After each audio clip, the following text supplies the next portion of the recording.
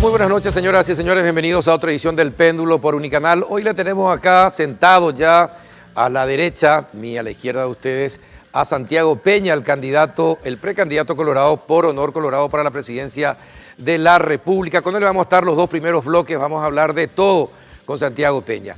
El último bloque vamos a tener una conversación muy especial y les pido, si es que tienen la paciencia de verlo, escuchar atentamente lo que dice el general Jorge Mora Rangel, excomandante de las Fuerzas Militares de Colombia. Todo lo que hizo durante su lucha contra la FARC y lo peligroso que es el narcotráfico en nuestros países. Y además, todo lo que hizo para lograr la paz en Colombia con la FARC. Increíble, pero cierto, para no perderse. Después de la pausa ya estamos con Santiago Peña.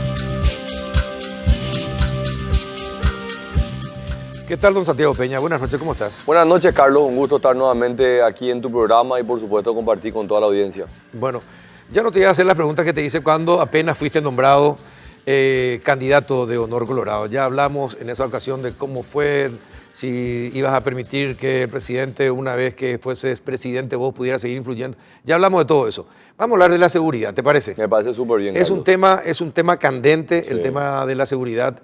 Uno mira las reacciones de los paraguayos en las encuestas, después, primerito, está el tema de la inseguridad, después ya viene el tema del desempleo. La corrupción está ya por el quinto, sexto lugar, ¿verdad? Pero en el tema de seguridad, como precandidato, ¿qué propones para mejorar la seguridad, teniendo en cuenta el EPP, teniendo en cuenta los motochorros, teniendo en cuenta la deficiencia de la policía, de las Fuerzas Armadas? ¿Qué propones?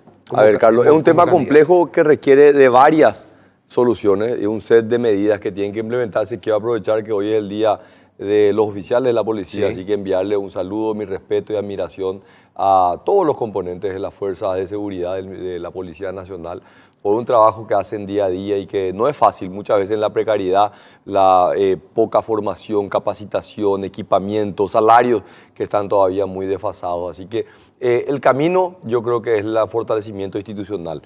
Ahí tenemos que trabajar. ¿Cómo fortalecer institucional? Desde la misma academia, de la formación de los cuadros policiales, desde el momento que entra a la academia policial. Eso pasa mucho también como el problema que tenemos en la educación pública, ¿verdad? Tenemos que tener buenos formadores de oficiales de la policía. Esos formadores tienen que tener la capacitación adecuada, el salario en base a la formación que tienen que tener, ¿verdad? Porque son los que están preparando los cuadros humanos de aquellos que luego portan un arma y están dando seguridad a la ciudadanía. Así que esto hay que trabajar desde la misma formación de los cuadros dentro de la academia policial, luego también la jerarquización de las fuerzas policiales. Eso de vuelta nuevamente quiere decir premiarle a aquellos oficiales que tienen una hoja de vida y de servicio realmente impecable, porque hoy lastimosamente tenemos excelentes mecanismos para castigar al que hace mal, pero no tenemos mecanismos para premiar al que hace bien. Entonces tenemos que desarrollar, porque eso genera el incentivo para jerarquizar el rol del oficial de policía. No estás diciendo nada nuevo que nos hayan dicho ya otros candidatos en otras elecciones. Y bueno, pero ¿por qué no porque es un problema, y porque es un problema permanente. Y yo te iba a decir por qué. La falta de capacitación. Y yo te iba a decir por qué, Carlos. Porque esto no te hace ganar elecciones, pero finalmente es apostar a las próximas generaciones. ¿Por qué tenemos hoy la situación de la educación como está en Paraguay? Y porque siempre hemos tomado las decisiones parche, lo rápido, a ver cómo solucionamos, compremos armas, patrulleras. No, esto requiere de un trabajo mucho más profundo, de medidas que voy a iniciar yo, medidas que ya iniciamos dentro de este gobierno y que van a continuar y que van a generar sus frutos a la próxima generación. Entonces, esto es un problema complejo y requiere de decisiones complejas y no hay soluciones fáciles. Entonces, fortalecimiento de los cuadros policiales, o sea que uno de los programas que hemos nosotros impulsado, que es de seguridad ciudadana, que esto estaba dentro de un programa que habíamos trabajado con el Banco Interamericano de Desarrollo, donde justamente se vio la experiencia de Colombia, la experiencia de otros países en Sudamérica, y se vino y se evaluó, bueno, Paraguay hay que fortalecer los cuadros de la misma academia, hay que tener un laboratorio forense dentro de la Policía Nacional para identificar las causas principales de los delitos. Tenemos que tener encuestas para ver cuáles son las zonas donde hay mayor incidencia. ¿La policía tiene todas las zonas rojas, Santiago? No tiene. Entonces miente la policía cuando dice que tiene zona roja. No tiene en base a una valoración científica. Ese proyecto que nosotros presentamos al Parlamento hace 2 años y que fue rechazado, un crédito de $20 millones del BID, justamente buscaba eso, el fortalecimiento de la seguridad ciudadana a través del fortalecimiento de los cuadros policiales, de darle mayores herramientas en la parte investigativa, no solamente en darle balas y compra de patrulleras, que es importante, pero no es solamente eso. Y luego, Carlos, ir a lo del norte. Que el problema del norte que se ha generado con décadas de ausencia de la presencia del Estado no se va a eliminar de la noche a la mañana. Ahora, ¿pero el EPP no te va a marcar tu agenda? No, yo creo que no. Yo creo que no marca la agenda a nadie. Es un flagelo para todos los paraguayos. Yo lamento de cada paraguayo que hoy está privado de su libertad. Así que tenemos que entender que este es un problema que tenemos que enfocarlo de manera seria, responsable, con una visión a largo plazo, presencia del Estado, fortalecimiento de las fuerzas de tarea conjunta. Sabemos de la importancia que están teniendo estas fuerzas en el norte, pero no es solamente eso. Seguir invirtiendo en obras de infraestructura, caminos, puentes, que van a llevar el progreso. Mayor inversión va a traer también la generación de empleo y finalmente eso es lo que nos pide la alternativa. Ahora, Santiago Peña no viene de la política. Es un técnico preparado. No viene de la política pública. Viene, sí, pero no del político de los partidos políticos. No de la política tradicional. No de la política tradicional partidaria. Bueno, entonces tiene otra visión de la realidad, pero va a tener que negociar justamente con aquellos políticos que lo que quieren es convertir todo en negocio. Para sí, para su grupo, para su movimiento y para su partido. ¿Cómo vas a evitar esto? ¿Cómo vas a evitar? Si vas a tener que negociar con ellos, ¿cómo vas a negociar? Carlos, esto no es nuevo para mí. Esta ha sido mi lucha casi 3 años desde el Ministerio de Hacienda, ir a presentar propuestas que le van a dar beneficio a la ciudadanía y presentarle, explicarle de una manera muy didáctica, de verdad, por qué es importante una ley que lleva más recursos a programas sociales, por qué es importante romper el círculo vicioso de la pobreza. Y muchos me han mirado y me dicen, o me decían, ministro, a nadie le interesa tu discurso patriótico. Y eso... Los parlamentarios te decían Varios. Identificar a alguien. Y a ver, yo creo que mencionarlo, creo que... Pero por lo menos uno para saber quiénes son los que piensan así. Yo te puedo decir, la gran parte de la disidencia de mi propio partido ha tenido esa actitud, ¿verdad? Con algunas excepciones, tengo que reconocer, porque en algunos momentos también hemos podido, dentro de la disidencia y nuestras diferencias, poder construir grandes proyectos. A nadie le interesa la seguridad, te dicen los disidentes. No están diciendo por una cuestión política. No, porque aparte, Carlos, no es la primera vez que lo cuento. Ya lo dije varias veces. A nadie le interesa tu discurso patriótico. Eso es lo que te responden. Y es una de las principales razones por la cual he tomado la decisión de involucrarme en la política, Carlos. Y bueno, y te vas a encontrar, y con esa gente te vas a tener que negociar en el Parlamento. Por supuesto, y no es fácil, no es tarea fácil. Es un trabajo difícil, un trabajo constante, una lucha continua, pero finalmente alguien tiene que hacerlo. Y yo me siento parte de una generación que hoy se está animando. Son pequeños actos de coraje, Carlos, que el país necesita para poder involucrarnos y te va a llevar una linda sorpresa la cantidad de gente que se está involucrando.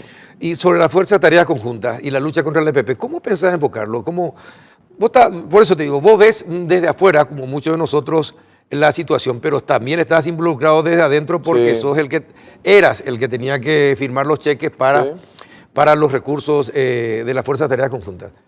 Hasta este momento no hay goles de parte de la Fuerza de Tarea Conjunta. De repente parece el equipo de Olimpia. No mete goles. Pero juega bien. Pero juega bien, sí. Vamos a decir que de repente juega bien. Pero en serio. Pero, Carlos, yo creo que es importante que la gente tiene que saber. No podemos tampoco mentirles, ¿verdad? O sea, medir el éxito o el fracaso de una política pública que tiene una visión a largo plazo.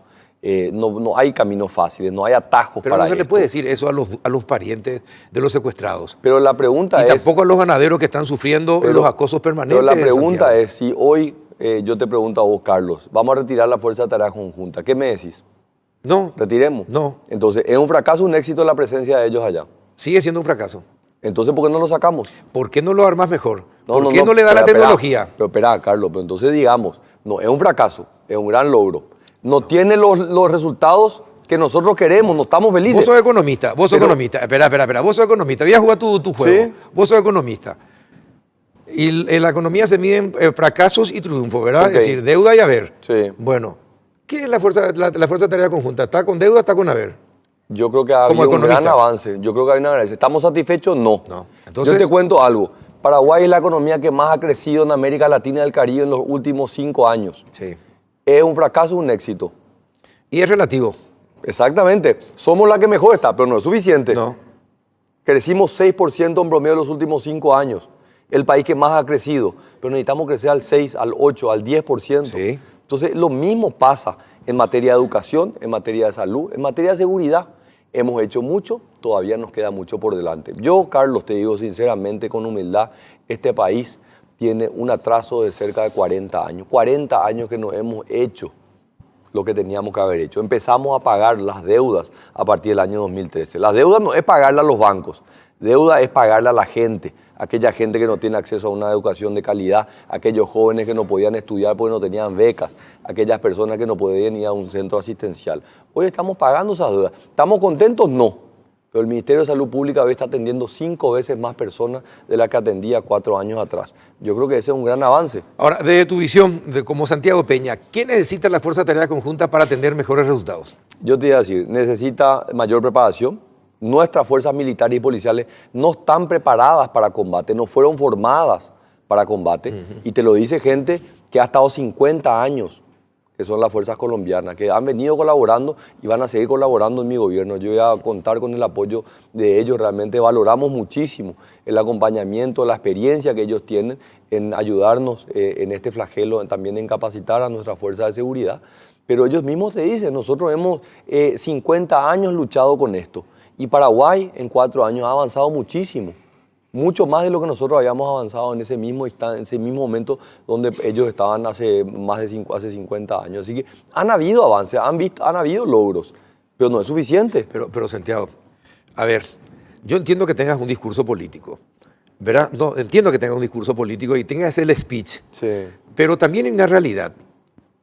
Si vos tenés 4 secuestrados, permanentemente, y algunos ya hace mucho tiempo. Sí. Si tenés permanente incursión con ganaderos y agricultores de la zona solicitando plata, y no hablo en guaraní, hablan en dólares, Sí. en miles de dólares, ¿verdad? De aporte revolucionario. Y la gente tiene que dar porque si no le queman los tractores, le empiezan a crear problemas o matan a sus peones. Y le tiene que dar. Bueno, el narcotráfico hoy tiene un auge impresionante. Sí, es cierto. El ministro de la Senada estuvo sentado donde está sentado Sí. vos. Me decía hace menos de un mes, me decía, se produce en el norte del país, llega al sur del país, son 800 kilómetros que recorre, ¿verdad? Y nadie le molesta el narcotráfico. Carlos, el narcotráfico va a ser tu peor problema. Yo te pregunto, es si hay cierto, que llegar a la es un presidencia. flagelo transnacional, no hay ninguna duda. Este es un negocio enorme que involucra a varios países, Sí. ¿verdad? Pero yo te digo a vos, la SENAT incautó el doble de drogas de lo que se ha incautado en y gobiernos que es menos anteriores. del 10% del total que circula por el país. Perfecto. Y reconocido por el propio ministro de la Senada. Pero el doble. Yo no puedo creer de que esto sea evaluado como un fracaso. Yo creo que ha sido un avance enorme, pero no es suficiente. Lo mismo que el crecimiento económico. Pero- Ha habido un crecimiento económico que no es suficiente. Pero no podemos nosotros engañarnos que la dirección que ha tomado esta administración es una buena dirección. Ahora, si queremos volver a lo que había antes, yo no creo que nadie en su sano juicio quiera volver a lo que teníamos antes. Sí, pero Y esa es la decisión que se va a tomar el 17 de diciembre. Queremos mejorar, pero este es el camino. Gobiernos honestos, transparentes, de cara a la ciudadanía, que hacen todo lo que está a su alcance para mejorar. En un flagelo que es un flagelo transnacional, donde nos hemos sentado con los gobiernos de Argentina, de Brasil, de Uruguay, donde tenemos que enfocar esto también como un problema transnacional. sí, una cosa es un problema transnacional, perfecto. Está la cooperación internacional que yo creo que va a existir, porque a ninguno de los países le conviene que el narcotráfico siga progresando, ¿verdad? Mucho menos a Paraguay. El problema es que nosotros tenemos guerrilla. El problema es que tenemos guerrilla. Y entonces, tenemos profesionales de la seguridad mal pagados y permanentemente amenazados de que su familia o ellos van a ser sacrificados si es que crean problemas al EPP o al narco. Sí. Entonces, tenés un CEPRELAT que tiene un... ¿Por qué no sé el presupuesto de CEPRELAT? no da para nada.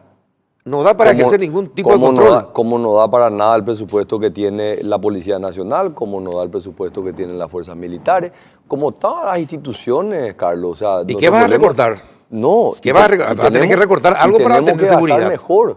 Yo no sé si, Carlos, pero vos parece que te olvidás que este fue el primer gobierno que destapó la corrupción en la Policía Nacional con los vales de combustible y que pasó a retiro a una serie, a toda la cúpula policial. La gente se olvida, pero fue este gobierno. ¿Y por qué se identificó eso? Porque empezamos a transparentar las compras y el consumo de combustible y se controla con una tarjeta y se registra ahí. Entonces, tenemos que reconocer también los logros. Yo sé que siempre vamos a estar mirando lo que falta, pero la dirección que le hemos dado y los avances que se han permitido, yo creo que son innegables. No, yo entiendo los logros. Ahora, yo te estoy preguntando a vos, yo no estoy, es decir, estás en este programa porque yo quiero saber lo que va a ser de este país, no lo que fue, sino lo que va a ser. Y yo te iba a decir, implacable con la corrupción, con aquellos que actúan al margen de la ley, van a tener que responder ante la justicia. Con aquellos realmente que tienen una vocación de servicio y que quieren servir a la patria, todo el apoyo, desde la formación, desde la capacitación, desde la remuneración. Te lo dice un funcionario público de 20 años, orgulloso de ser funcionario público. Yo sé de las dificultades que sufrimos los funcionarios públicos, de los prejuicios. Y yo te iba a decir una verdad, Carlos, que es irrefutable. Es gente súper comprometida.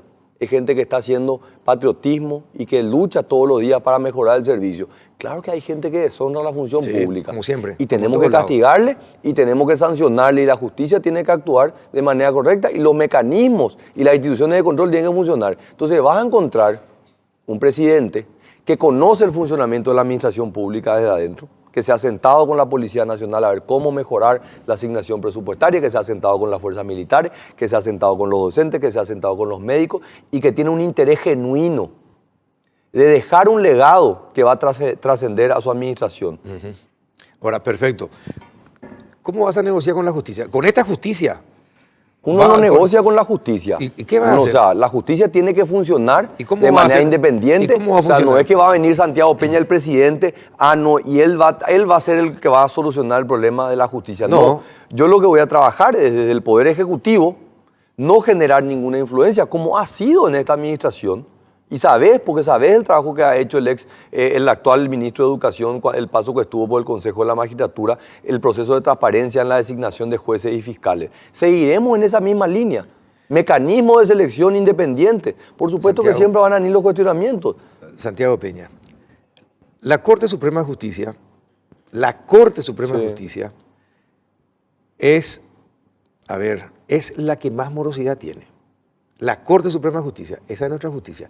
Así que imagínate la morosidad de los tribunales de apelaciones. Sí. Hay jueces buenos y hay jueces malos como en todos lados. Como en todos lados. Perfecto. Pero con esta justicia no vas a luchar contra la corrupción. Pero vos me decís, porque esta Corte Suprema congela, y lo sabes perfectamente, congela expedientes de mucha gente poderosa económicamente o políticamente. Yo te puedo contar mi experiencia. Mi experiencia como ministro de Hacienda.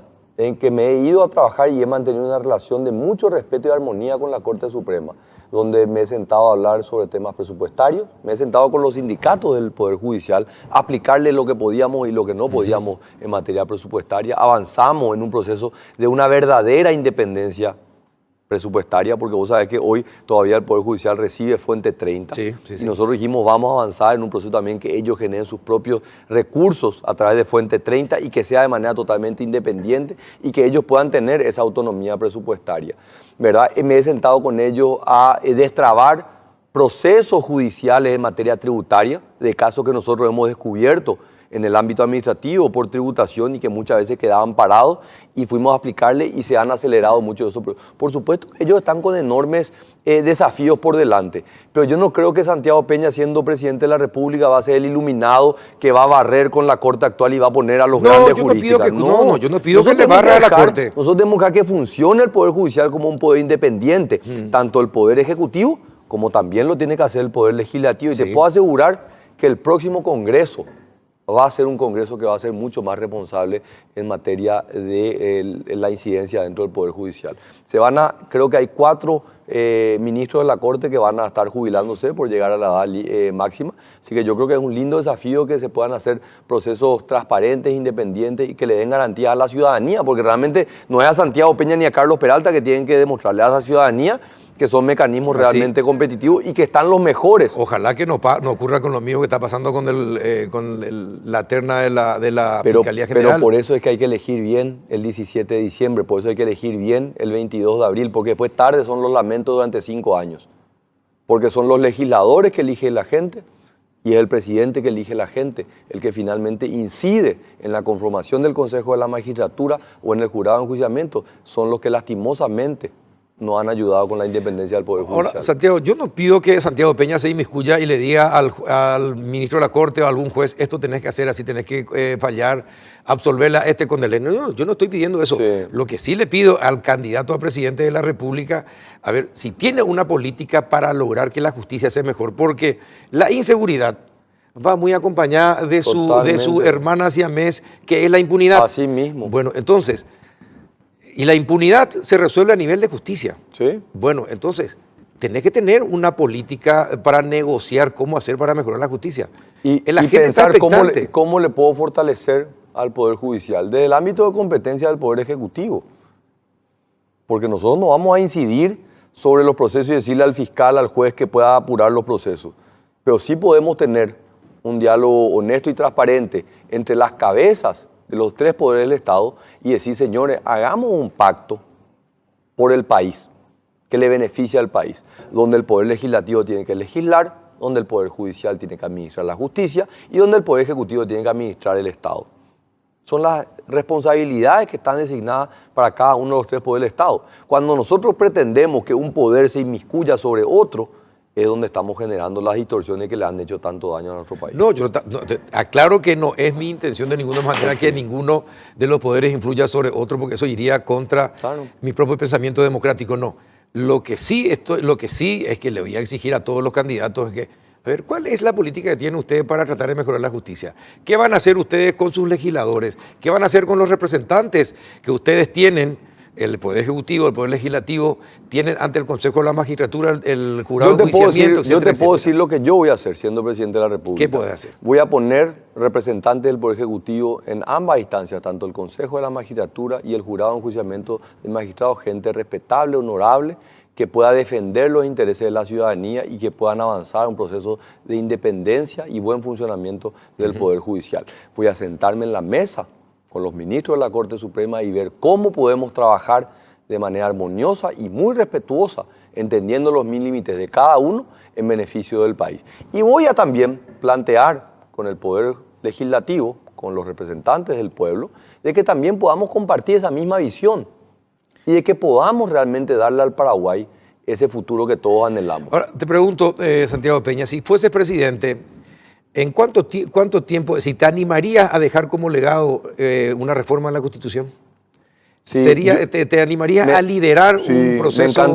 Me encantaría más que el proceso legislativo, el proceso consultivo y deliberativo, que desde el gobierno, desde el Poder Ejecutivo, podamos liderar un debate muy amplio con la sociedad civil sobre cuáles son los grandes temas.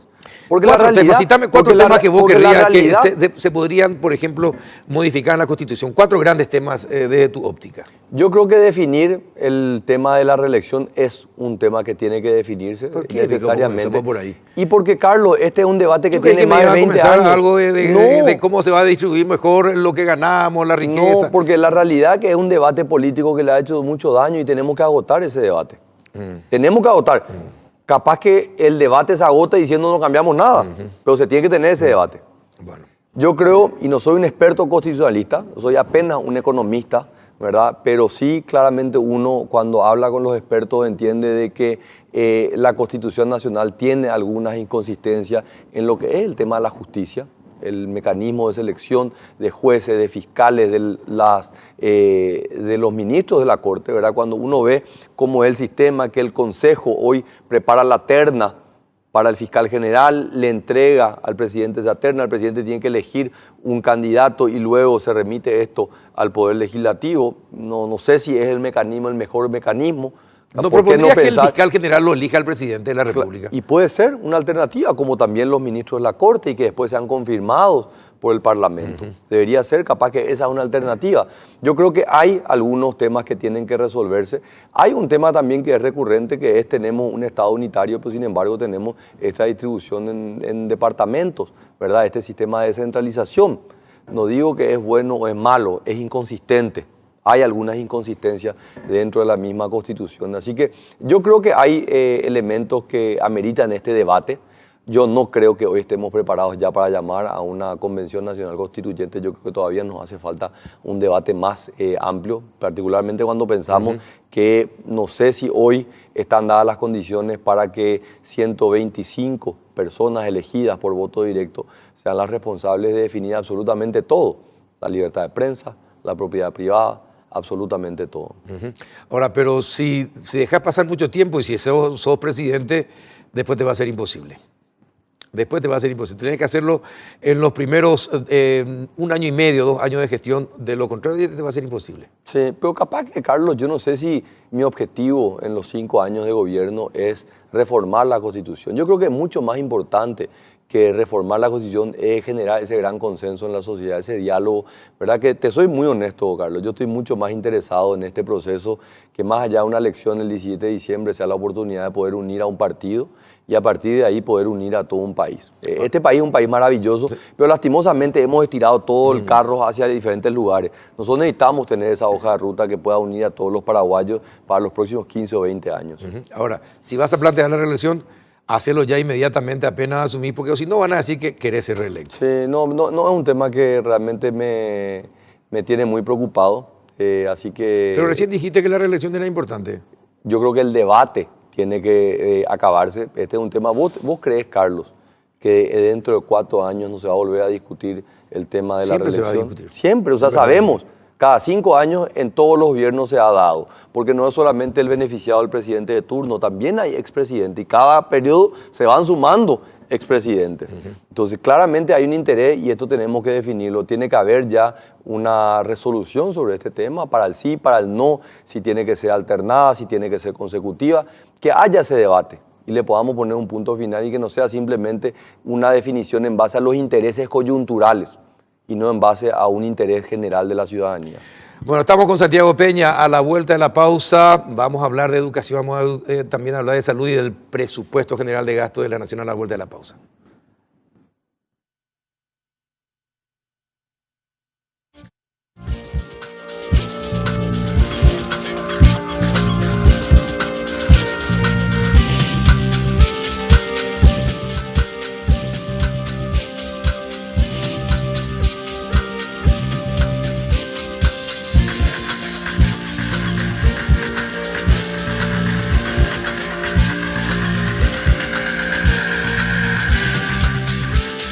Compañía Santiago Peña, precandidato del Partido Colorado a la presidencia de la República, por Honor Colorado.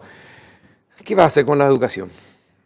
Hay que darle un salto a la educación. Tenemos que apuntar a revolucionar. Nosotros necesitamos una revolución en materia educativa y esto claramente se puede hacer solamente con un trabajo y una visión a largo plazo que involucre el fortalecimiento de los educadores, de los profesores. Esto requiere de la incorporación de tecnología, de la mejora en la infraestructura, de una visión a largo plazo y cuál es la educación que le vamos a dejar a la próxima generación. Yo en mis actos, ¿verdad? Y de repente se van madres con chicos y yo le digo, en mi discurso probablemente hay muchos de los que están acá que no van a escuchar lo que quieren escuchar, pero yo vengo acá a hablarle a los niños, a estos niños de 12 años que no votan, pero que son finalmente los que han venido sufriendo, los que van a beneficiarse de una mejora en la educación en los próximos años.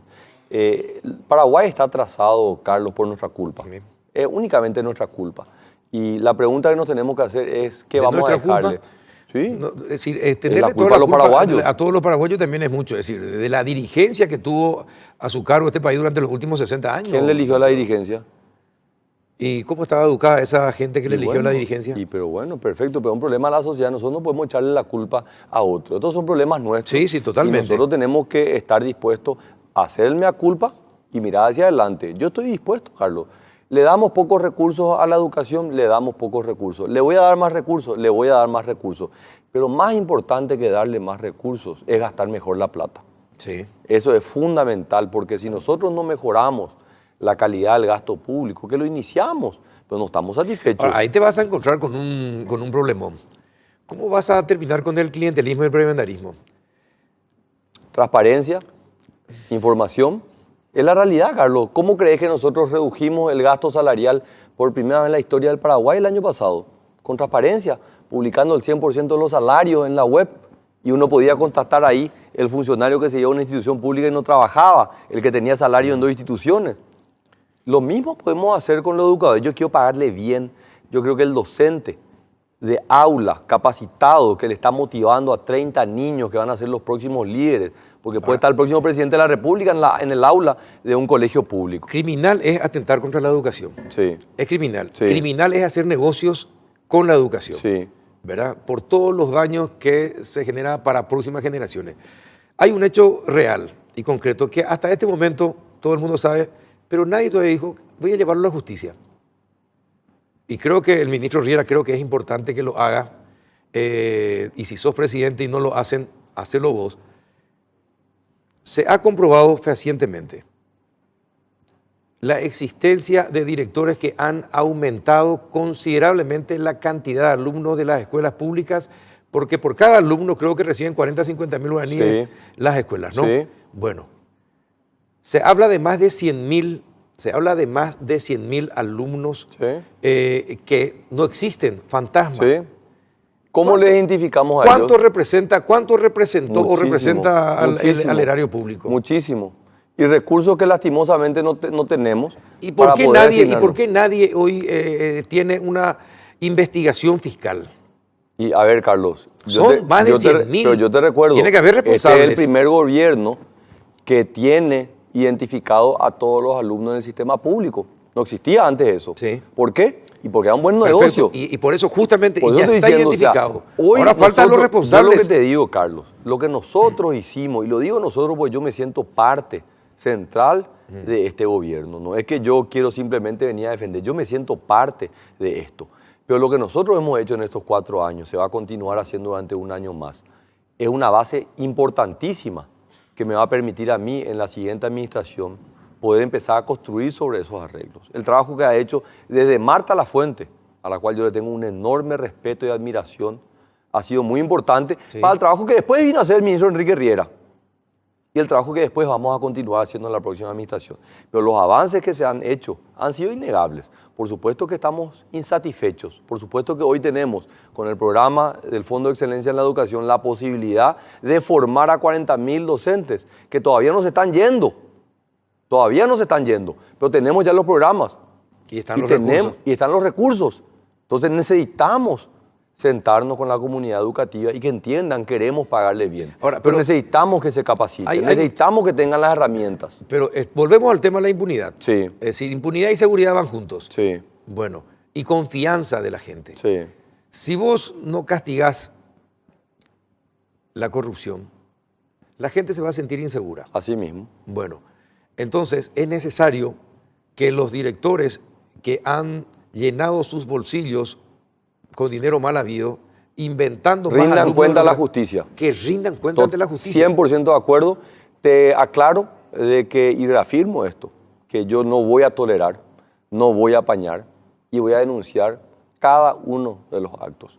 Pero la responsabilidad de llevarle ante la justicia sí, ya no te corresponde. Exacto. Es importante, ¿verdad? Porque muchas veces nosotros tomamos la decisión de hacer algo que es tremendamente impopular, que es destapar la olla. Hoy la ciudadanía puede controlar absolutamente todo, pero ahora entra una responsabilidad que no es la del Poder Ejecutivo, donde nosotros no vamos a apañar, vamos a dar absolutamente todas las herramientas para que puedan hacer los procesos de investigación y que cada uno vaya a rendir cuenta ante la justicia. Por otra parte, ¿cómo vas a combatir la pobreza? ¿Cómo vas a dar mayor empleo a la gente? ¿Qué vas a inventar para que haya mejor producción y la producción tenga mejor rendimiento y de alguna manera ver si algo se puede industrializar en el país. ¿Cómo es posible, Carlos, que en el Paraguay puedan convivir la agricultura empresarial exitosa, que hacen de Paraguay el cuarto mayor exportador de soja del mundo, el sexto mayor exportador de ganado del mundo, pero al mismo tiempo convive con una agricultura familiar campesina que se ha quedado 100 años atrasado y que convive con el arado? 2 civilizaciones atrás. Exactamente. Y yo te voy a explicar cuál es la respuesta. La respuesta es que para un gran agricultor empresarial que tiene 500, 1000 hectáreas, le da igual que el gobierno haga un camino, porque su negocio es tan grande que lo arregla él, construye el puente y permite llegar de la zona de producción a la zona de consumo o de transporte a un puerto para exportar. Para un pequeño campesino que planta bananas en San Pedro y que tiene una hectárea y que produce bananas en esa hectárea, pero que por falta de un camino no puede llegar al centro de consumo, es la vida o la muerte. Es condenarle al atraso. Por eso que la intervención del Estado a través de la inversión en infraestructura es tan importante. Por eso es que apostamos a la inversión en infraestructura y hicimos en 4 años el doble de la inversión pública que los 20 años anteriores. Perfecto. ¿Qué vas a hacer? Está bien. ¿Qué vas a hacer a partir del 2018? Clarísimo. Inversión en infraestructura, fundamental. Caminos, puentes, caminos de todo tiempo, rutas. Inversión en formación técnica, apoyo técnico al pequeño productor y asistencia financiera, como lo venimos haciendo. El mayor aumento en los mecanismos de financiamiento, crédito agrícola, fondo ganadero, Banco Nacional de Fomento. Santiago, ¿por qué yo tengo que confiar en vos de que va a cambiar la historia de este país si esto mismo que me está diciendo es lo que vengo escuchando hace 25 años en esta profesión? Pero Carlos, el año pasado capitalizamos el crédito agrícola de habilitación. Sí. Hace 2 meses se aprobó, después de 2 años. ¿Con qué plata, con qué dinero se capitalizó el crédito de habilitación? Carlos, hace 2 meses se aprobó la reforma del Banco Nacional de Fomento, la Carta Orgánica que está vigente hace 60 años, estuvo más de 2 años parada en el Parlamento. ¿Sabe por qué? ¿Sabe por qué no se aprobaba? ¿Por qué? Porque ellos querían mantener el mecanismo de la designación de los miembros del Consejo a través del Parlamento, en contra de lo que establece la Constitución, donde solamente establece que ellos tienen que confirmar a los embajadores y a los miembros del Consejo del Banco Central. Entonces, las peleas que nosotros hemos luchado han sido enormes, pero son peleas que tuvimos que llevar adelante y que a mí me van a permitir ejecutar planes de desarrollo para el Paraguay en el próximo gobierno. Vos fuiste ministro de Hacienda. Sí. ¿Con qué plata se capitalizó el crédito agrícola de habilitación? Con emisión de deuda a largo plazo. Emitimos deuda para capitalizar. ¿Con esa plata? Sí. ¿No fueron con recursos que tendrían que ser destinados para el Ministerio de Agricultura? No. ¿Seguro? Segurísimo. Bueno, de todas formas, ¿cómo haces que no haya más marchas? ¿Qué vas a plantearle al sector campesino para que no haya más marchas? A ver, Carlos, yo creo que es muy importante. Hay marchas y marchas. Sí. Hay intereses políticos. Sí. ¿Verdad? Entonces, yo creo que nosotros tenemos que estar de cerca con el campesinado. Este es el gobierno que por primera vez definió lo que es la agricultura familiar campesina. Porque en los discursos estaban, pero ni siquiera se había definido. Nosotros lo definimos. Perfecto. Y establecimos que eso. Desde el 2018, ¿qué vas a hacer? ¿Cómo continúas eso? Ya te vuelvo a repetir. Inversión en infraestructura, caminos, puentes. Asistencia técnica.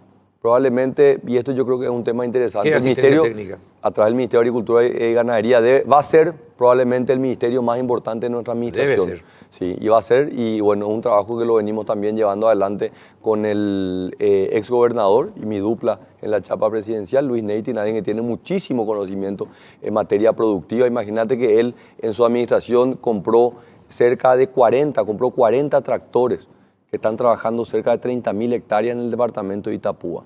Entonces, él va a trabajar mucho en eso, se va a dedicar mucho en el tema de agricultura y ganadería. Y lo tercero es la asistencia financiera, porque la realidad es que los campesinos necesitan de créditos blandos, a tasas bajas y a periodos largos. Es una realidad. Ahora, Brasil, con su programa de Hambre Cero, Sí. ¿qué hizo? Toda su maquinaria industrial de tractores y cosechadoras los vendió exclusivamente en su país durante 5 años aproximadamente. Le dio tractores, cosechadoras y compañía a todos los campesinos. Sacó a 40 millones de la pobreza, de la extrema pobreza, ¿verdad? Y lo metió a la clase media. Claro, eso demanda posteriormente otras urgencias, pero ¿Cómo podés ayudarle para que terminen con ese sistema de cultivo de hace 2 civilizaciones atrás? ¿Cómo va a hacer para darle maquinarias? Y te estoy diciendo, Carlos, compra de tractores, apoyo financiero, apoyo técnico. O sea, tenemos todo, depende de nosotros, ¿verdad? Entonces tenemos que hacer, pero nosotros no podemos desconocer los avances que han hecho.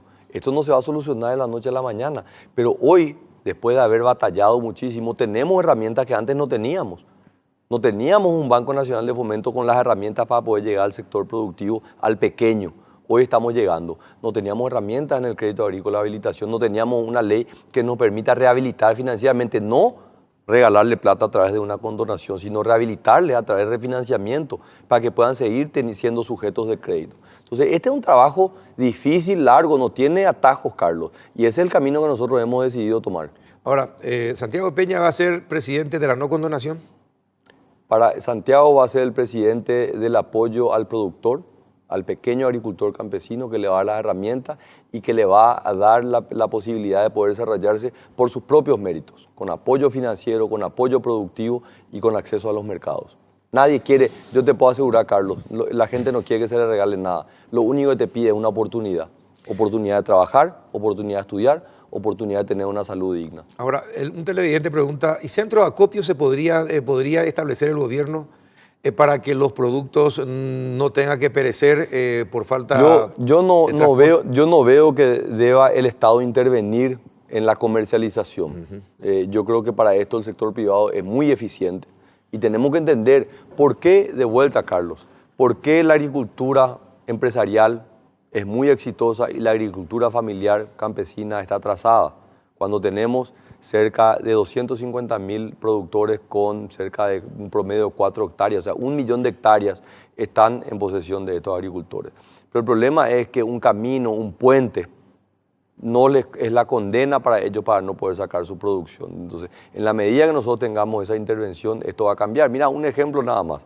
El distrito de Iú, en el departamento de Caaguazú. Esa gente no puede creer la ruta que tienen ahora. Y esa ruta le está permitiendo... Esa es la famosa ruta de la mentira. Exactamente, que hoy es la ruta de la esperanza. O el distrito de Corpus Christi, en Canindeyú.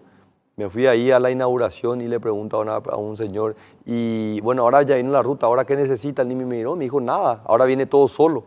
Ahora ya viene el técnico del SNPP, ahora vienen los camiones a buscar la producción, ahora van a venir las industrias a darnos empleo. Entonces, el rol que tiene el proceso de desarrollo, la inversión en infraestructura, un camino, un puente, ahora, es la clave del desarrollo de este país. Toda la construcción de infraestructura da beneficio a mucha gente, pero también es una piedra fundamental de la corrupción, por los sobrecostos que normalmente existen. ¿Cómo vas a lograr, cómo vas a evitar que los hambrientos tiburones que están en el sector de la construcción, de las construcciones de obras, no te coman? ¿Vos tenés alguna duda de que el sistema cambió a partir del 15 de agosto del 2018?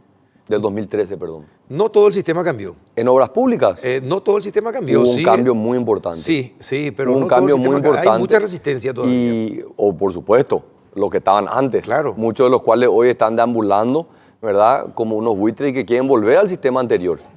Por eso es que la elección del 17 de diciembre es tan importante. Queremos volver a las licitaciones amañadas, aquellos que ya estuvieron ahí y que quieren volver, o queremos seguir en un proceso de transparencia. Yo quiero seguir en un proceso de transparencia. ¿Estás acusando a Amarito que permitiría eso? No sé. No sé. ¿O estás dejando ahí la pelota picando? Yo dejo la pelota picada, aunque se ponga el saco a quien quiera, ¿verdad? Pero yo creo que ha habido un cambio muy importante. Yo me siento muy orgulloso del trabajo que se ha hecho en el Ministerio de Obras Públicas y Comunicaciones. Yo creo que ha sido un avance enorme. Tenemos que hacer más. Esa es una realidad, tenemos que hacer más. Y tenemos que cuidar la plata, ¿verdad? Que cada vez podamos hacer con los recursos que tenemos más rutas, más caminos, más puentes. Bueno, te pido algo. Vos sabés que de repente vos parecés el mejor publicista del gobierno actual y parece que te olvidás de que podés ser el presidente de la República del futuro. Entonces, entiendo la insistencia en remarcar los hechos positivos del gobierno, entiendo, porque la contraparte señala todo lo negativo. Pero lo que la gente quiere escuchar de Santiago Peña es lo que va a hacer a partir del 15 de agosto, 15 de agosto del 2018. Del 15 de agosto de 2018, sí. ¿Verdad? Y por eso sería interesante que tengas en cuenta eso, ¿verdad? Porque veo que es como que yo estoy hablando con Santiago Peña, pero con Santiago Peña que está... Pero yo te voy a explicar por qué es eso, Carlos. Tiene una explicación. A ver, explica. Porque el Paraguay que nosotros necesitamos construir no está hecho en base a un decreto o una ley. Está construido sobre un estilo de gestión pública, ¿verdad? Entonces yo no voy a venir a decirte, no, estas son las 5 medidas que yo voy a hacer. Porque si no, ¿por qué no las hice ya antes? ¿Verdad? ¿Por qué no lo hacemos? No tenés el poder para hacerlo todavía, no soy el presidente. Pero si yo hoy, pero Carlos, si yo hoy tengo una propuesta de mejora, vos crees que yo tengo algo que me impide ir y sentarme con el presidente, como me reúno 4 o 5 veces por semana y decirle, che, presidente, yo creo que podemos hacer ya esta medida. ¿Le hablas de che ya, sí? No, presidente, le digo, por supuesto. Está bien. ¿Entendés? Entonces, ¿qué es lo que va a guiar a mi gestión? Y van a ser principios, valores que le van a permitir al Paraguay tener un desarrollo mucho más alto al que tiene actualmente. ¿Cuáles son esos principios? La honestidad, la transparencia, la integridad, el hablarle a la gente de frente y decirle lo que podemos hacer y lo que no podemos hacer. El no utilizar una campaña política para engañarle a la gente y decirle lo que probablemente muchos quieren escuchar. Y la realidad es que mi interés no es solamente ganar una elección, es ganar una próxima generación. Esa es la realidad. ¿Qué es lo que no vas a poder hacer? Que ya sabes que no vas a poder hacer, por ejemplo. Yo no voy a poder en 5 años de gobierno ver los resultados de una reforma educativa, pero sí puedo dejar sentadas las bases de un salto muy, pero muy importante en materia de educación pública. Fuiste ministro de Hacienda, y es importante eso remarcarlo. El Estado le debe a muchos ministerios una cantidad increíble de plata. Le debe al IPS mucha plata. ¿Cómo vas a hacer para pagar la deuda del Estado como administrador del Estado, sobre todo al IPS? ¿Y cómo vas a hacer? O sea, es que este es el primer gobierno, y disculpame que lo tenga que decir porque nuevamente lo hice yo siendo ministro de Hacienda, de que honró una deuda histórica del sector docente con el Instituto de Previsión Social, 50 millones de dólares pagamos en efectivo. ¿Cuánto aún le debe el Estado al IPS? Y esa es una deuda que había sido aclarada, auditada, no había ninguna duda. Hay un litigio, digamos, entre el gobierno y el Instituto de Previsión Social sobre los aportes que están definidos en la ley del IPS, que es de un 1% sobre todos los cotizantes que tiene el Instituto de Previsión Social, pero que lo hemos hablado mucho, inclusive con el actual presidente, que yo no estoy convencido de que el objetivo de ese artículo era hacer esa transferencia de recursos públicos, ¿verdad? De Carlos Peralta, bueno, vos sos aportante y cotizante del IPS, los recursos públicos de todos los paraguayos para beneficio de una institución que tiene un grupo de beneficiarios acotados. O sea, el Instituto de Previsión Social 18%. Es de los aportantes. Sí. O sea, si vos sos una persona que no aporta al IPS, no podés ser atendida. Entonces, esto forma parte de una reforma de la salud pública, donde probablemente el IPS puede ser un prestador universal de salud pública, el Ministerio de Salud sea un organismo regulador de la salud pública, y ahí sí que el Estado tenga que pagar no solamente el 1%, mucho más, para que el IPS con esos recursos pueda prestar de manera general y universal un servicio de salud pública para toda la población. Entonces, o sea, lo que te quiero decir es que esa deuda que vos mencionás es una deuda que está en disputa, o sea, no está cuantificado. No está cuantificado, hay una serie de números, algunos que tiene el fisco, otros que tiene el Instituto de Previsión, pero en aquellas donde no hubo duda, este es el primer gobierno que fue honroso. Ahora, y la plata en tu gobierno, si llegas a la presidencia, ¿la plata del IPS se va a seguir usando para obras de infraestructura o en otro tipo de cosas que sean para el país? La plata de IPS es del IPS, tiene recursos que son destinados a la provisión de salud pública, y hay recursos que son para la jubilación. Exacto. Los fondos de la jubilación pueden ser invertidos y el IPS tiene su mecanismo de inversión, y esa inversión incluye también la posibilidad de prestarle al Instituto de Previsión Social para que pueda invertir en infraestructura y que le pueda pagar con una rentabilidad que es muy importante. Así que yo no veo ningún inconveniente, no tiene ninguna lógica. Con el esquema. Pero por supuesto no tiene ninguna lógica de que el Instituto de Previsión Social, una entidad que tiene más de 1.500 millones de dólares en el sistema financiero, no pueda financiar la construcción de hospitales y hoy le está condenando a todos los asegurados que no tengan una Ahora, ¿y por qué no se adecuada? construyen hospitales entonces de referencia con la plata de la jubilación? ¿Por qué no se construyen hospitales de referencia en los 17 departamentos? ¿Por qué, por ejemplo? Yo te pregunto, ¿por qué tenemos que venir a Asunción ¿Vos conocés el para ser hospital tratados? que se está construyendo en Ciudad del Este? ¿Vos conocés el hospital Ingavi? ¿Conoces? Sí, conozco. Son de referencia. Y son de referencia, pero hace falta en todo el país. Pero por En supuesto. cada departamento debería tener un hospital de referencia. Pero por supuesto, Carlos, por supuesto que sí, pero no podemos desconocer que se han hecho en 5 años, se va a prácticamente duplicar la infraestructura que ha acumulado el Instituto de Previsión Social en ¿cuánto? 70 años. Pero lo haría cuando sea pero por supuesto, tenemos que seguir aumentando. Planes, Carlos, mira, yo te digo así muy claro. Nosotros tenemos una visión a largo plazo que está reflejada en el Plan Nacional de Desarrollo, no es la visión de Santi ni del presidente Horacio Cartes, es la visión de la sociedad paraguaya que construyó este plan de una visión a largo plazo. Claramente ahí me he reunido ya con el equipo nacional de Estrategia País, que son los representantes de la sociedad civil, y dije, yo me comprometo a seguir aplicando este Plan Nacional de Desarrollo. Pero aparte de eso, hay 3 áreas en las cuales yo me voy a involucrar de manera personal. Educación, salud pública y generación de empleo. Son temas que realmente a mí me apasionan y en los cuales yo creo que puedo dar un aporte muy, pero muy grande y un liderazgo desde la propia Presidencia de la República. ¿Podés ser autocrítico? Por supuesto, Carlos. ¿Qué error no cometerías en tu gobierno que haya cometido este error y que para vos es fundamental y que se puede mejorar? Pero la verdad, o sea, vos me estás pidiendo que yo identifique un error del gobierno. Que no repetirías durante tu gobierno y que es fundamental. Sí, mucho está condicionado por las condiciones, las circunstancias, ¿verdad? Y te voy a comentar algo, ¿verdad? Algo que se critica mucho, ¿verdad? Que fue los primeros meses de la gestión de mi predecesor, Germán Rojas. Mucha gente le cuestionó que prácticamente paró el funcionamiento del Estado. Pero muchas veces esas son decisiones necesarias, Carlos. Yo realmente me he beneficiado de muchas de las decisiones que le tocó tomar a Germán Rojas en su momento. Que sí, hay que tomar decisiones antipáticas. Hay muchas decisiones que yo tomé siendo ministro de Hacienda que le van a beneficiar a la actual ministra, ¿verdad? Entonces, yo creo que es importante hacer un análisis autocrítico. Es muy importante también ver el contexto en qué momento se tomaron esas decisiones. Por supuesto que yo voy a recibir un gobierno mucho más ordenado. Eso me va a permitir a mí hacer un desarrollo, una transición mucho más rápida. Y esto le va a permitir que el Paraguay pueda ejecutar planes de 5 años y no que esa transición entre un gobierno que es elegido en abril y uno que asume en agosto y entre que tiene que poner la casa en orden y prácticamente te perdiste un año de una gestión y es un año que no le pudiste dar soluciones a miles de paraguayos.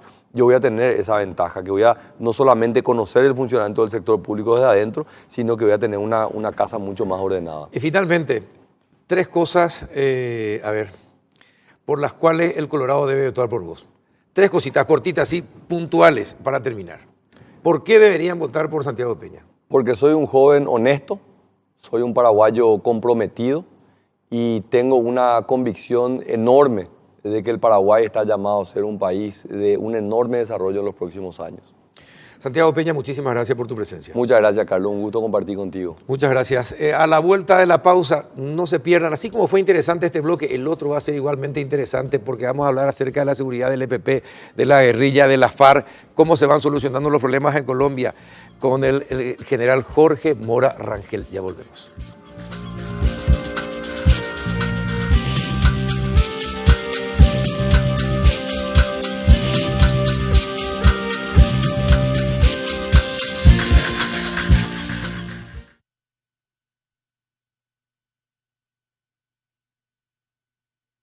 Y seguimos en el péndulo y esta vez con un invitado especial, con el general Jorge Enrique Mora Rangel. Llegó a la máxima instancia en lo que se refiere a las fuerzas militares en Colombia.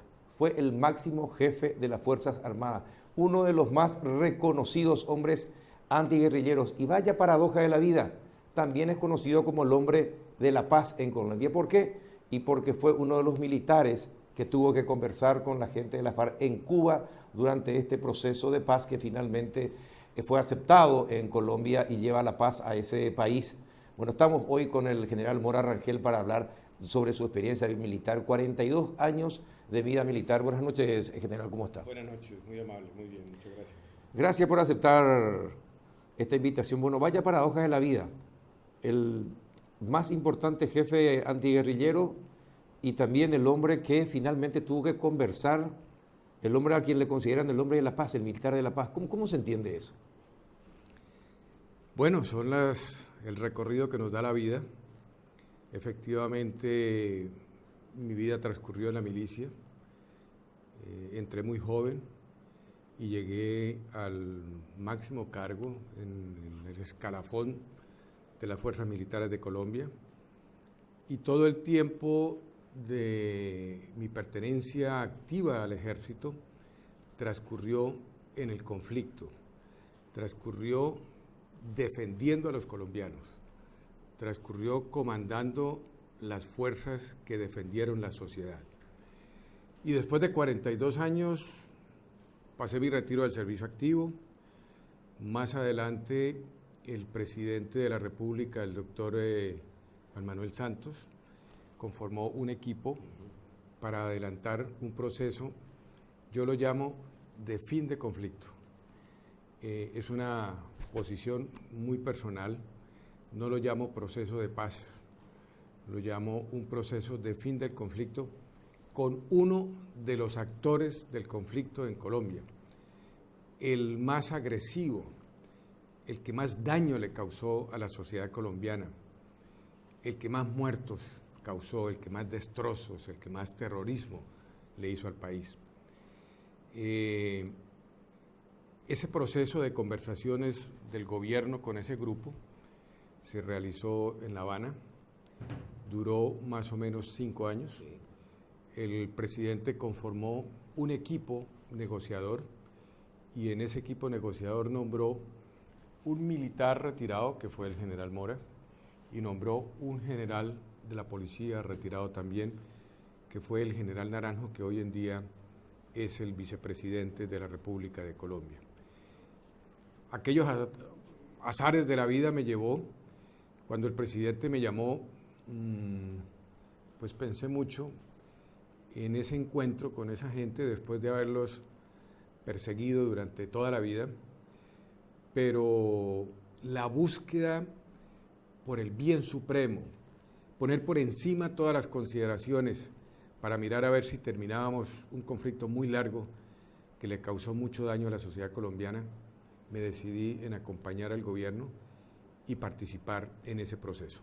Ahora, es difícil estar con gente que causó tanto daño. Es decir, me imagino que usted se habrá imaginado cómo iba a ser su primer encuentro con Iván Márquez, con los otros en Cuba. Habrá dicho, le tengo que pasar la mano, no le tengo que pasar la mano, le tengo que saludar, sí. le miro de la distancia, porque me imagino que va a ser una situación muy fuerte personalmente. ¿Y cómo fue ese primer encuentro? ¿Y dónde fue ese primer encuentro, general? Cuando estaba en el servicio activo, alguna vez me preguntaron si yo me sentaría a hablar con las FARC en un proceso de fin de conflicto. Creo que dijo que no. Y mi respuesta fue, yo con esos bandidos no me siento a hablar. Esa fue mi respuesta. Le acepté al presidente a ser parte del equipo negociador y pensé mucho cómo iba a ser esa primera vez. Y esa primera vez ocurrió en Oslo, en Noruega, cuando se instaló las negociaciones. La instalación de la mesa de negociaciones se hizo en Oslo y allá fue la primera vez que yo los vi personalmente, que los tuve frente a frente. Y en ese momento el dilema es si le doy la mano, si no le doy, cómo le digo, en fin. Pero en aras de la verdad fue un encuentro normal, donde en una reunión programada por el gobierno noruego se encontraron las dos delegaciones, nos saludamos normalmente, duramos un tiempo en la reunión y al final nos despedimos normalmente también. Esa fue la primera vez que me encontré con los miembros de la FARC que perseguimos. ¿Y quién fue el primero que le saludó? El primero que me saludó, bueno, estábamos en una reunión a la cual estaban invitados los dos equipos. Nosotros, como gobierno, llegamos primero a la reunión y ellos llegaron después, fueron entrando uno por uno. Si la memoria no me falla, creo que el que entró de primero y con el cual me saludé de primero fue con uno de ellos que se llama Calarcá, apellido Calarcá. Y fueron entrando todos uno por uno y bueno, con todos terminamos saludándonos de mano, con un saludo muy seco, nada cordial, pero respetuoso. ¿Y eso fue a lo largo de todas las conversaciones? Y eso fue a lo largo de todas las conversaciones. Duramos casi 4 años y medio en La Habana, conversando con ellos, viéndonos todos los días. El saludo simple, sin entrar en familiaridad ni en confianza, porque no nací a tener una confianza con ellos, pero sí hubo un respeto durante todos los 4 años y medio que estuvimos sentados en la mesa. Ahora, ¿por qué llegar a un acuerdo de paz si uno tiene en cuenta la historia de la FARC? Llegaron a tener en un momento más de 20.000 soldados. Cuando comienza la reunión por la paz, había disminuido a 7.000. ¿Por qué entonces negociar con una fuerza que empezaban a ser diezmadas permanentemente por las fuerzas colombianas? Y le pregunto esto sobre todo pensando en las víctimas y sus familiares. Sí, correcto. A ver, en la historia de la humanidad, el 90% o más de los conflictos y las guerras en el mundo han terminado en un proceso de conversaciones. Las guerras que han terminado con el exterminio total del enemigo son contadas con los dedos de la mano en la historia de la humanidad. El propósito, la misión, el objetivo de las fuerzas militares de Colombia no era dar de baja a todos los miembros de la guerrilla de las FARC para que en ese momento declarar la victoria sobre el enemigo.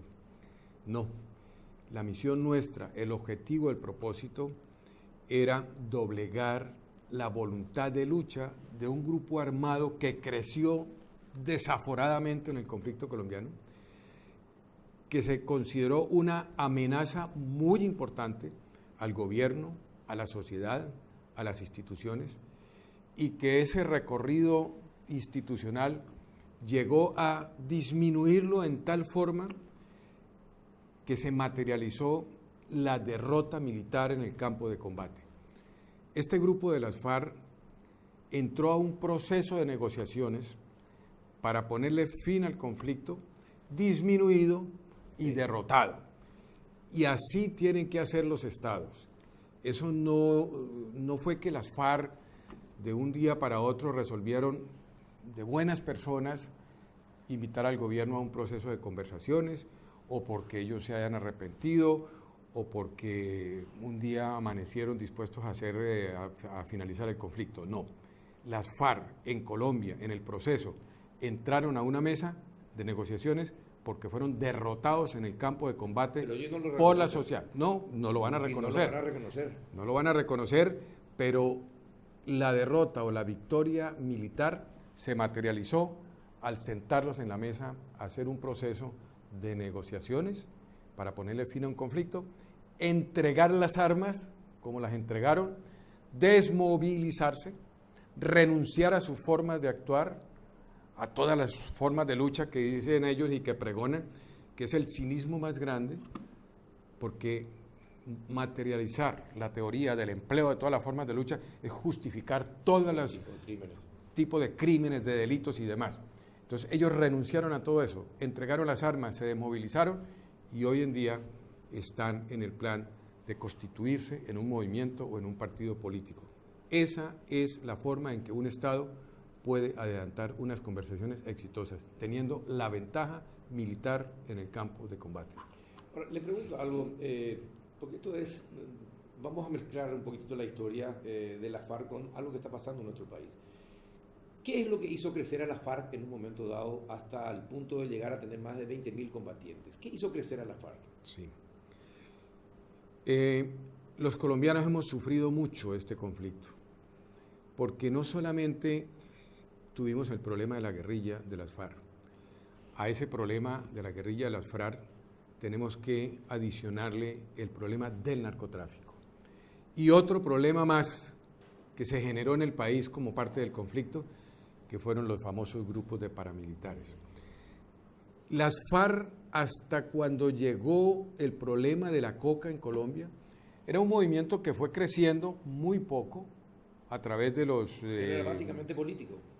Sí, ellos pregonaban la derrota del Estado, el cambio del sistema democrático, le declararon la guerra a la sociedad colombiana y tenían una ideología. Ellos se identificaban cuando nacieron a la luz pública como una guerrilla comunista prosoviética, eso era lo que ellos decían, que seguían la línea de Moscú.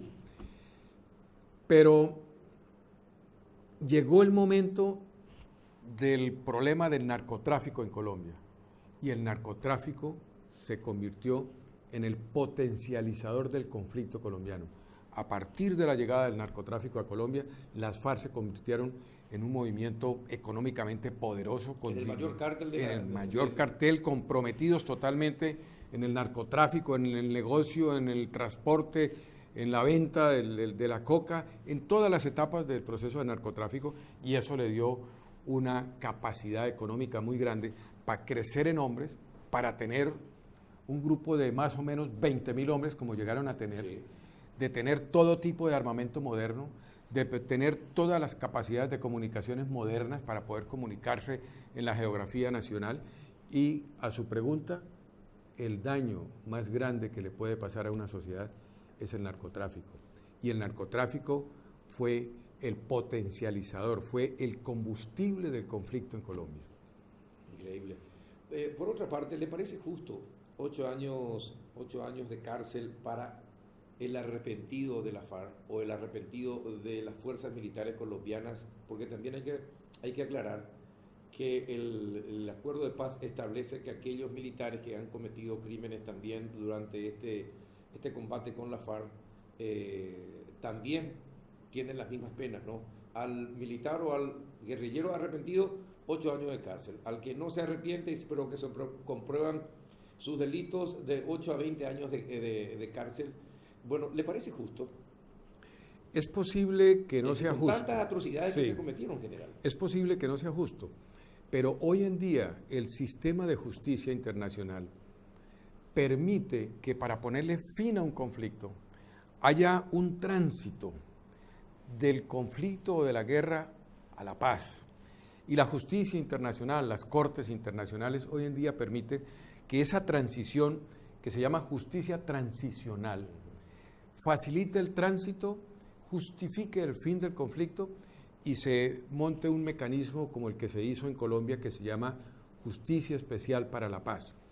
Ese mecanismo de Justicia Especial para la Paz, que es un tratado de 300 y pico de páginas, permite que haya justicia, entre comillas, porque tiene que haber juzgamiento, tiene que haber investigación, tiene que haber juzgamiento y tiene que haber una condena y tiene que haber un pago de esa condena. Pero el pago de la condena no implica que tenga que pagarlos en una cárcel. El hecho es que se cumplen todas las etapas que exige la justicia, pero que es una justicia especial para ponerle fin al conflicto. Y en esa justicia especial es donde surgen los 8 años para aquellas personas que acepten el cumplimiento, que cometieron el delito, y hasta 15 años para aquellas personas que en un momento dado no lo acepten, pero se les compruebe, y la justicia los puede sancionar hasta con 15 años de cárcel.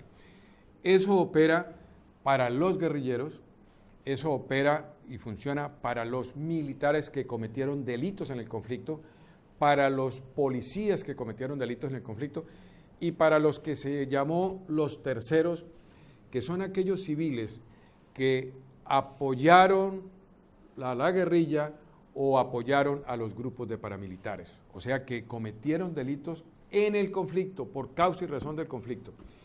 Y esa justicia puede ser que no sea justa, puede ser que estos individuos que cometieron tantos delitos merezcan 30, 40 y 50 años de cárcel, pero la sociedad colombiana necesitaba ponerle fin al conflicto.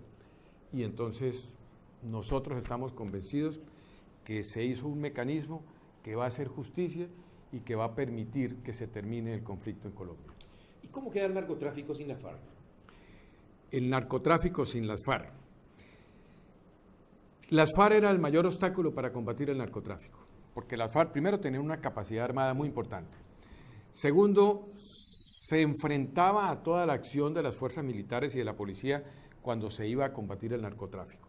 Entonces ponían minas, minaban todos los sembrados de coca, le disparaban a los soldados, a los policías, a los helicópteros, en fin, era el mayor obstáculo para combatir el narcotráfico porque ellos estaban inmersos en el negocio lo manejaban las FARC en el campo y lógicamente cuando venía la acción del Estado, las FARC se oponían.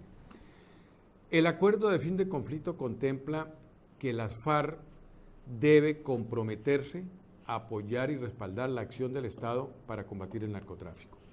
Y entonces ahora, desaparece la amenaza de las FARC y el Estado tiene una fuerza mayoritaria disponible para combatir ese narcotráfico como está pasando. Claro, no quieren en ya este la momento. defensa. No la tiene, no tiene y fuera de eso tienen el compromiso de respaldar la acción del Estado. Eso quiere decir contando los lugares de cultivos. Todas las escalas del narcotráfico, escalas, sí. El cultivo, el tráfico, laboratorios, el procesamiento, todo eso. Primero las FARC no puede seguir comprometida en el narcotráfico porque entonces ya operaría la justicia ordinaria. Exacto. Y segundo, los acuerdos contemplan que tienen que respaldar y apoyar las políticas del Estado para combatir el narcotráfico. Apasionante su vida realmente general. Ahora, aterricemos en nuestro país. Usted sabe que nosotros tenemos el EPP. El EPP es, podríamos decirlo, como un hijo pródigo de las FARC en Paraguay. Se entrenaron con la FARC en Colombia, muchos de ellos. ¿Cómo se lo combate? Están ocultos, causan daños, queman tractores, queman cultivos, asesinan a gente, secuestran a gente. Hoy día tienen 4 secuestrados, cobran la cuota revolucionaria.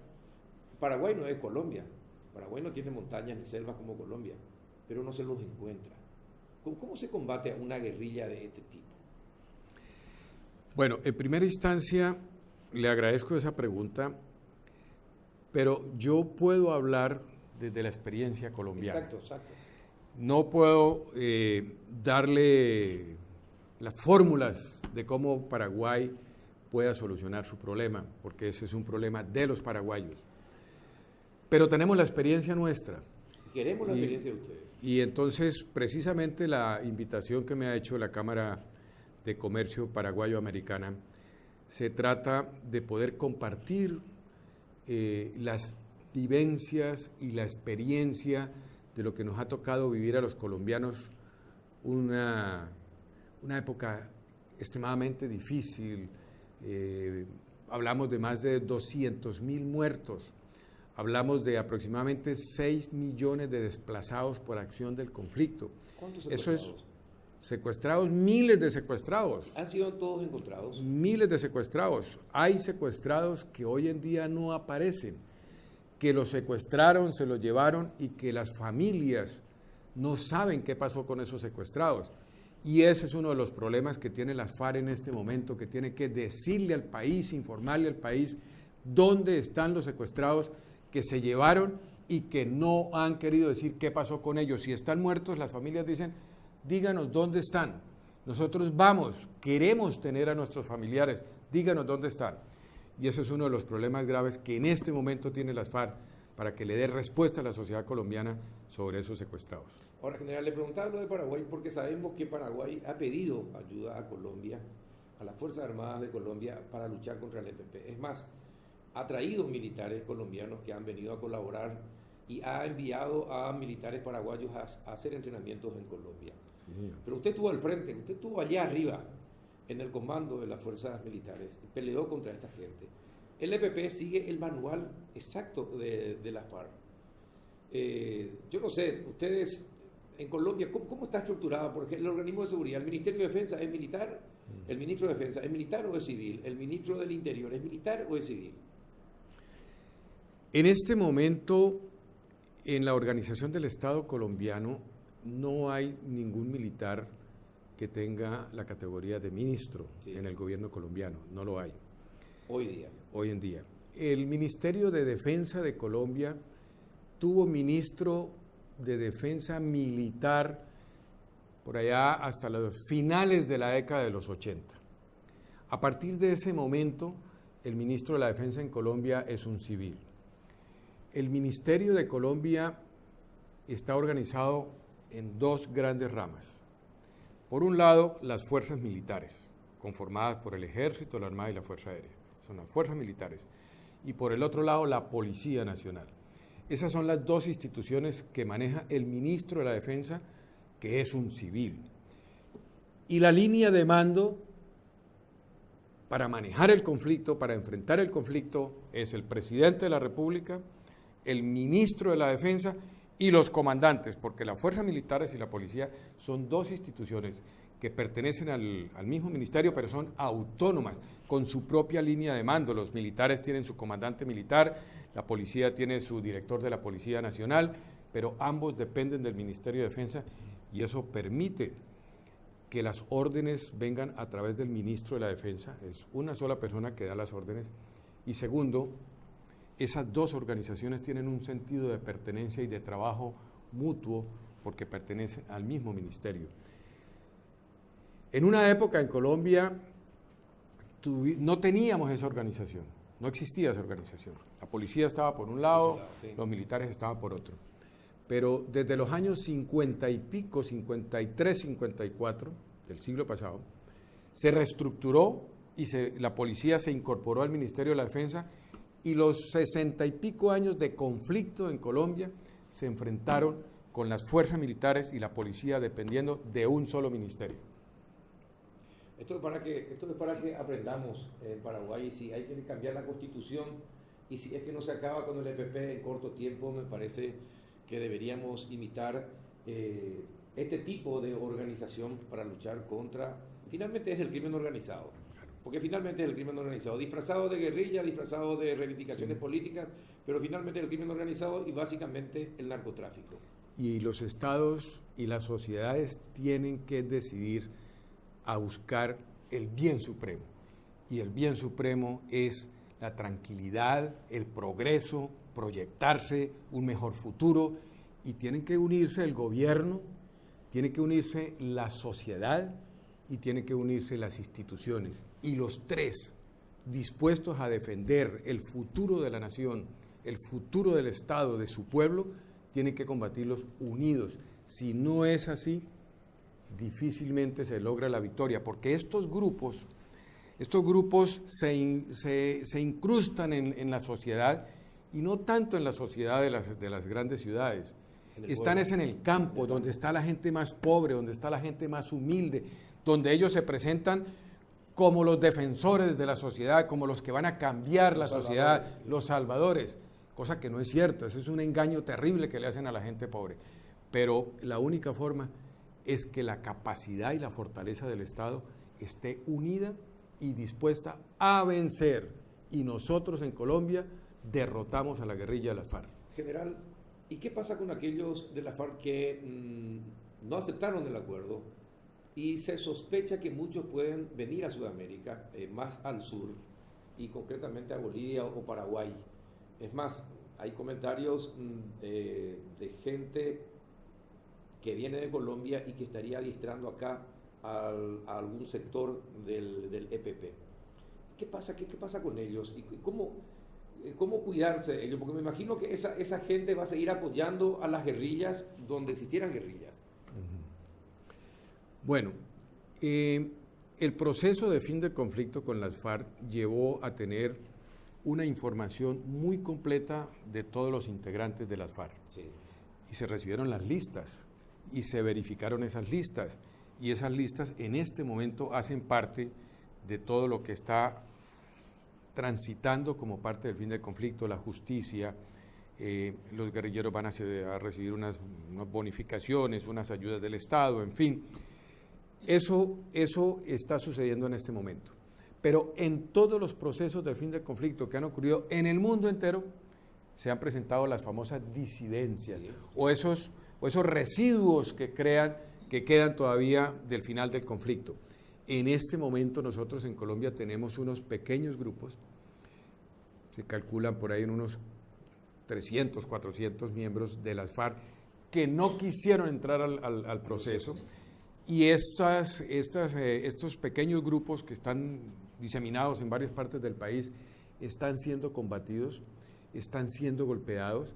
La acción militar está siendo muy contundente con esos pequeños grupos. Ha habido muchos combates, se les ha quitado mucho material. Hay gente que se quedó como un residuo, siguieron en la delincuencia, pero que en este momento se dieron cuenta de que era mejor participar del proceso, y yo creo que lo que está quedando como residuo de la guerrilla va a terminar en muy poco tiempo va a terminar. ¿No cree que sea posible que vengan al Paraguay, por ejemplo? Nosotros allá, pues la información que yo pueda conocer de la inteligencia militar y la inteligencia de policía, hasta ahora no tenemos información que miembros de las FARC hayan salido hacia otras partes y a otros países. Esa información no la tenemos. Los dirigentes de las FARC, los cabecillas de las FARC, han mostrado su compromiso de cumplir los acuerdos. Hoy están en Colombia, en la asamblea para constituirse en un partido político. Ya entregaron las armas. El gobierno nacional recibió más de 7.000 armas. Las Naciones Unidas, la ONU, recibió las armas. Ya están bajo custodia del gobierno, no tienen armas, pero esos pequeños grupitos que han quedado están siendo combatidos con total y absoluta decisión. ¿Con ayuda de la FARC? No. No ayudan. No, porque estos ya son unos delincuentes que no hacen parte del proceso, están por fuera de todo proceso, y entonces son objetivos de la acción del Estado, tanto de justicia como de las fuerzas militares, como de la policía. Ahora, ¿con cuál de los presidentes se queda? ¿Con Santos o con Uribe? ¿Con quién tuvo mejor relación? Mire, está muy buena su pregunta. Yo estuve de comandante del ejército 4 años, el periodo presidencial en Colombia son 4 años. Los 4 años del presidente Pastrana, yo fui el comandante del ejército. Sí. Con el presidente Uribe fui comandante general de las fuerzas militares. Sí. Y con el presidente Santos estuve 4 años y medio en La Habana en el proceso de fin del conflicto. A los 3 presidentes les tengo el mayor respeto. Creo que son hombres comprometidos con la búsqueda de la solución del conflicto, con la sociedad, con el país, y todos los 3 me merecen el mayor respeto. Parece un político. Soy un soldado. Pero parece un político. No. Su respuesta fue hasta de diplomático. No, mire, los militares tenemos que conocer y saber mucho de política. No hacemos política. Nosotros en Colombia la mayoría se retiran y no hay ni siquiera un militar en el Congreso colombiano. No hay ninguno. No hay ninguno. Y creo que no hemos tenido en la historia, y si acaso habrá 1 o 2 en la historia, porque no nos ha llamado mucho la política. Pero el conflicto nos enseñó que debemos saber y conocer del Estado, de la política, de las instituciones y de la sociedad para ser unos buenos militares. General, mire, un placer hablar con usted. Lastimosamente el tiempo en televisión es corto, me gustaría seguir la charla, es un verdadero placer. Usted mañana está dando una charla a las 12:30 en el Hotel Sheraton, así que las personas que quieran escuchar, después de ver el programa y seguir escuchándole al general Mora Rangel, mañana en el Sheraton a las 12:30 de la siesta. Un placer, gracias general, y ojalá que todos sus conocimientos se pueda volcar en un efectivo combate contra aquello que nos azota hoy en nuestro país, que se llama EPP. Gracias, general. Muy amable, muchas gracias. Estoy aquí en Paraguay con el mayor afecto, con el mayor cariño, y tratando de compartir con ustedes las vivencias y las experiencias de un largo conflicto que le hizo un daño terrible a la sociedad colombiana. Gracias, general. Y esto ha sido todo por hoy. Muchísimas gracias a ustedes de su casa por acompañarnos. Hasta el próximo viernes.